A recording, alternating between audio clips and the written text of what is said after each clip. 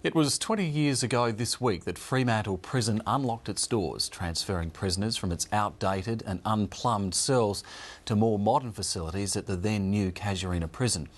In the time that's passed, the jail has undergone an unlikely transformation from a place of death and despair to one of the most popular tourist sites in the state. Our reporter Claire Nichols did some time at Fremantle.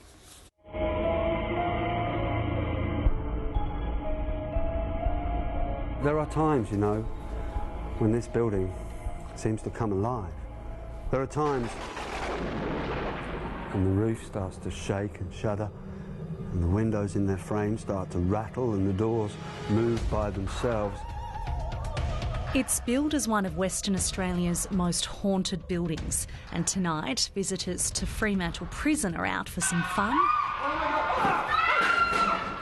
and frights as they search for the ghosts of prisoners past. So come on through. Somebody please, you gotta help me, they're gonna hang me. This torchlight tour is one of the most popular ways to visit Fremantle Prison, but the true stories of life and death within these walls are perhaps even more frightening than the demons on display tonight. Get over here. Built in the 1800s, the Victorian-style Fremantle Prison was designed to crush the spirit. The site of suicides, floggings, executions and riots, the building hardly changed in nearly 150 years of operation. Just 20 years ago, prisoners were still living in cells originally built for convicts. There was little light, no heating or cooling, not even any running water. Your toilet was a bucket. Wow. You locked in your cell just after 4 o'clock in the afternoon, let out at 7 o'clock in the morning, and your bucket was the only means of toilet disposal during the night. Well, you tend to suffer from constipation pretty permanently because you don't like to have a shit in those things, you know. I think where it gets particularly difficult is whether there are two in a cell, you know. Because then you not only have the disgusting situation of having to use a bucket, but you have to do it in front of someone, you know. And, you know, you stink the cell out. Things reached a head on a searing hot day in 1988 when angry prisoners rioted. The main offenders were in this yard, and as they went in through the gate, and pretty well mobbed the guard, got his keys, broke out the other prisoners already in their cells, got up on the roof, set fire on the roof and caused a lot of damage. It was really the start of the closure of the prison.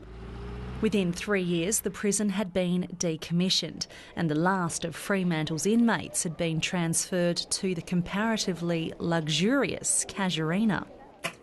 Fremantle has been my life, really, for the past 34 years, so it's going to be very sad when they close that front gate and say, well, let's go. At that stage, it wasn't clear what would become of the jail or the huge tourism potential it contained.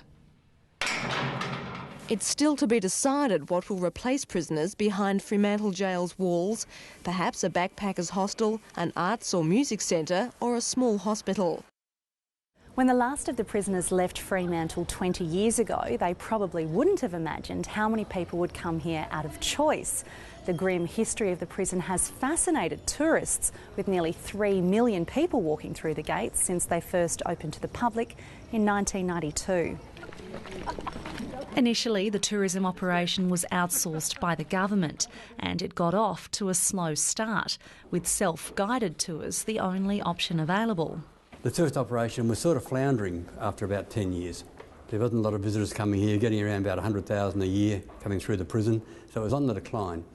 So in 2002, the government agreed that bring the tourist operation back in-house, and that way had a better control on the quality of the tours, the type of information being provided and things like that.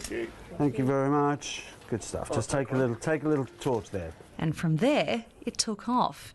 These days, more than 175,000 people visit the prison each year for tours above and below the ground.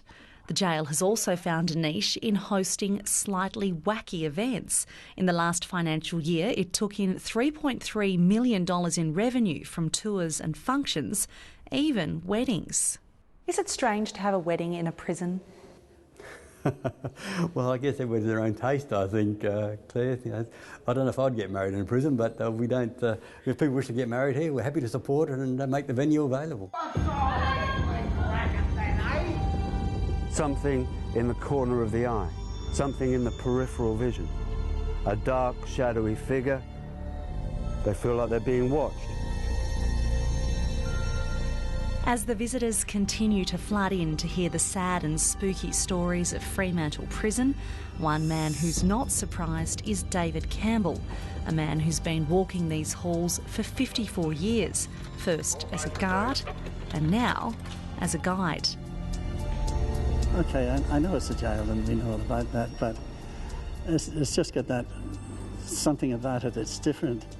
And lots of people have never ever been in a jail, and it's really something just to come in and look at something like this. You're strapped up against this thing like that. Are you surprised by how successful it's been? Probably, because you think of prison. You know, why do people want to come to a prison? But it's a fantastic. It shows the history of Western Australia very much.